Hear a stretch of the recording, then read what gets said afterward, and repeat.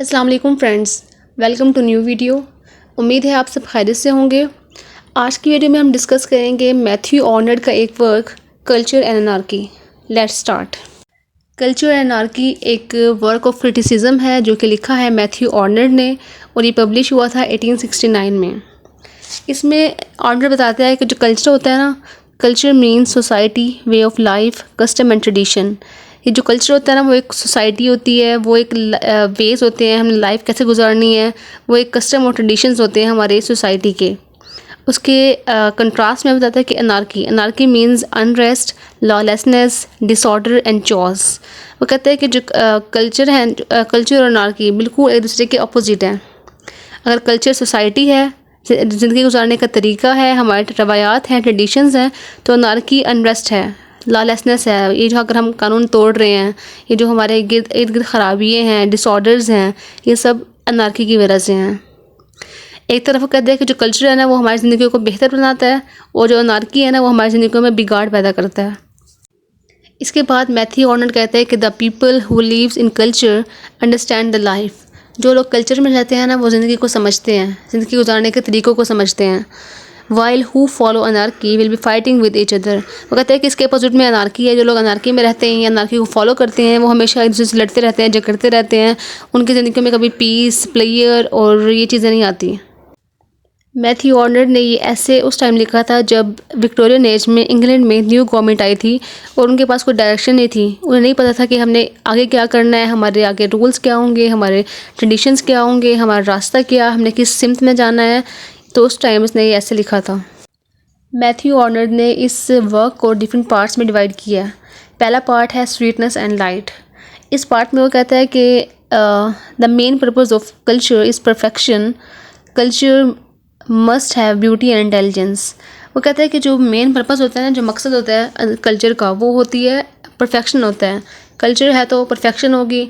ये कभी मुमकिन नहीं है कि अगर हम कल्चर को फॉलो कर रहे हैं, अपने ट्रेडिशन को फॉलो कर रहे हैं, जो राइट वेज़ हैं लाइफ के गुजारने की उनको फॉलो कर रहे हैं, फिर भी हमारी लाइफ सही नहीं है। ये कभी हो ही नहीं सकता। वो कहते हैं कि कल्चर के जो असल जो मकसद है ना, उसका मकसद ही परफेक्शन है। वो कहते हैं कि कल्चर में ना ब्यूटी और इंटेलिजेंस तो होती ही होती है। उसके बाद सेकंड पार्ट उसने बताया कि डूइंग एज वन लाइक्स। इस सेकंड पार्ट में बताता है कि he explain why there is anarchy. इस पार्ट में वो एक्सप्लेन करता है कि अनार्की क्यों होती है। वो कहता है कि it happens when there is no law order, people did what they want. वो कहता है कि अनार्की उस टाइम पे आती है जब कि हमारे अगर सोसाइटी में कोई लॉ नहीं होते, कोई असूल नहीं होते, कोई ऑर्डर नहीं होता। पीपल जो चाहते हैं, लोग चाहते हैं वो वही करते हैं।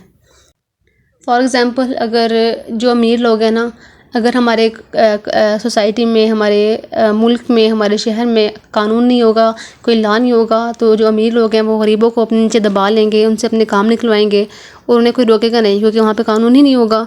और इसी तरह हम इसकी एग्जांपल ले लेते हैं। फॉर एग्ज़ाम्पल अगर हम लोग एक ऑफ़िस में वर्क कर रहे हैं और हमारा जो बॉस है वो छुट्टी पे है, तो हम देखते हैं कि कितना डिसिप्लिन वहाँ पे ख़राब हो जाता है। लोग अपनी मर्ज़ी से आ जा रहे होते हैं क्योंकि उन्हें पता होता है कि आज तो बॉस आए नहीं है, तो कोई हमें देखने वाला नहीं है। इसी तरह सोसाइटी में भी होता है कि जब कल्चर नहीं होता, जब वहाँ पे लॉ एंड ऑर्डर नहीं होता, तो लोग जो चाहते हैं वो वही करते हैं और इसकी वजह से अनार्की प्रोड्यूस होती है।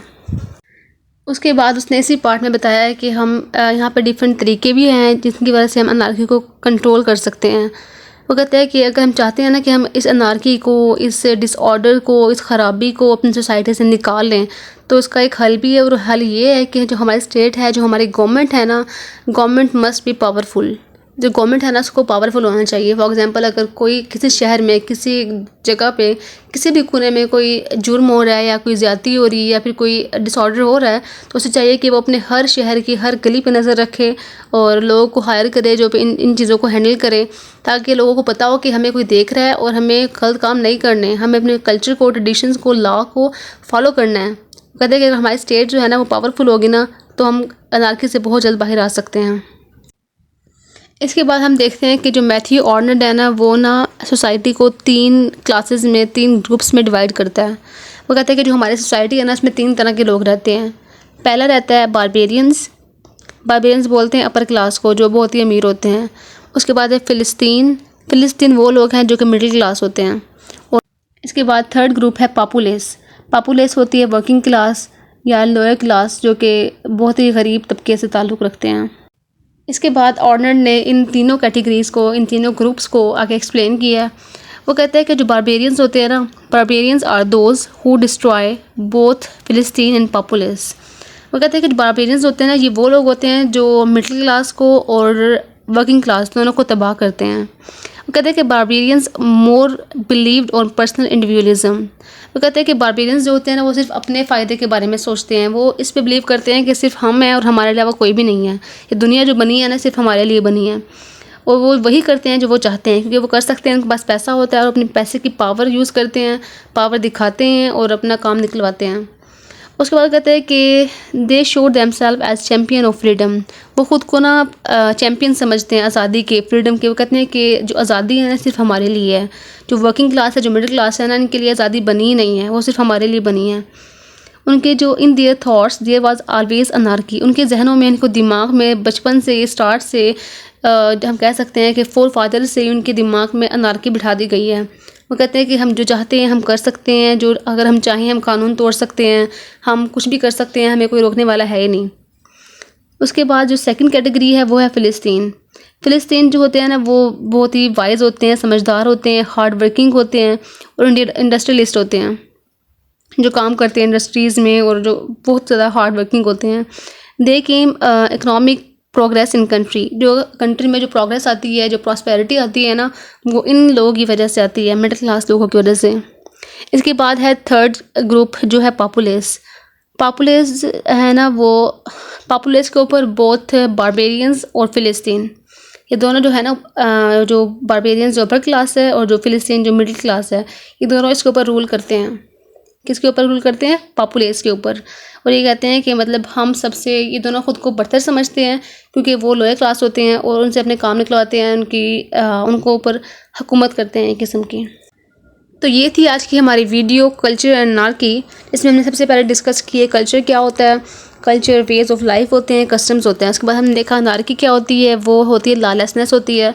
उसके बाद हमने देखा है कि आर्नल्ड कहता है कि जो लोग कल्चर में रहते हैं वो बहुत अच्छी ज़िंदगी गुजारते हैं, जो रहते हैं अनार्की में वो हमेशा रहते हैं, झगड़ते रहते हैं दूसरे से, वो खुश नहीं रहते। उसके बाद वो कहता है कि जो ये होता है, उसने बताया कि अनार्की क्यों आती है, अनार्की की वजह क्या है। उसके बाद उसने बताया कि हम कैसे अनार्की को अपने मुल्क से, अपने कंट्री से, अपनी सोसाइटी से निकाल सकते हैं।